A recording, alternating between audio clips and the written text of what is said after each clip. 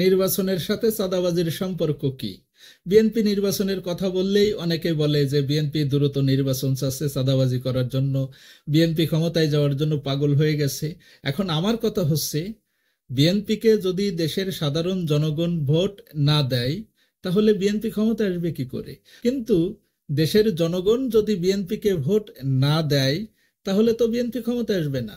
তাহলে বিএনপি চাঁদাবাজিও করতে পারবে না। কিন্তু বিএনপির সমস্যা কি?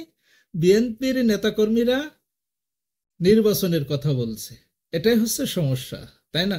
তা নির্বাচন ছাড়া বাংলাদেশ কি এইভাবেই থাকবে? থাকবে কখনো? বিএনপি তো বিগত 17 বছর ধরে আন্দোলন করে আসছে।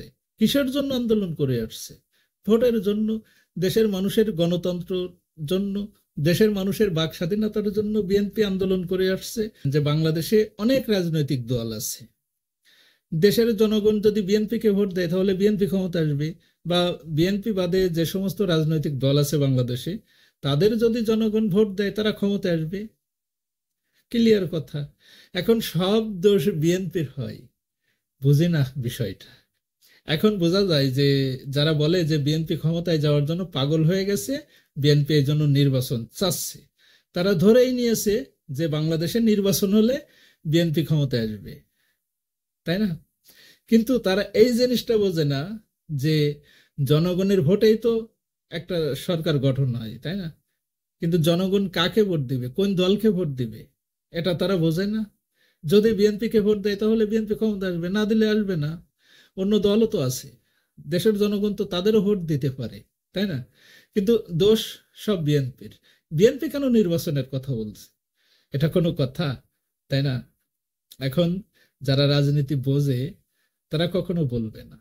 আবেগে হয়তো অনেকে বলে যে বিএনপি ক্ষমতা আসার জন্য পাগল হয়ে গেছে, নির্বাচনের কথা বারবার বলছে, এটা অনেকে আবেগে বলে, কিন্তু আবেগটা তো সব জায়গায় খাটে না। দেশের জনগণের ভোটে সরকার নির্বাচিত হয়, তাই না? এখন জনগণ কোন দলকে ভোট দিবে সেটা তো জনগণই ডিসিশন নেবে ভোট কেন্দ্রে গিয়ে তার ব্যালটের মাধ্যমে, তাই না? এখানে আসলে সারাদিন চিল্লাচিল্লি করে কোনো লাভ আছে? কোনো লাভ নেই। শুধু শুধু বিএনপিকে দোষারোপ করে কোনো লাভ আছে? শুধু বিএনপিকে দোষারোপ করে কোনো লাভ নেই। যারা রাজনীতি করে, রাজনৈতিক দল, তারা ক্ষমতায় যাওয়ার জন্যই রাজনীতি করে, তাই না?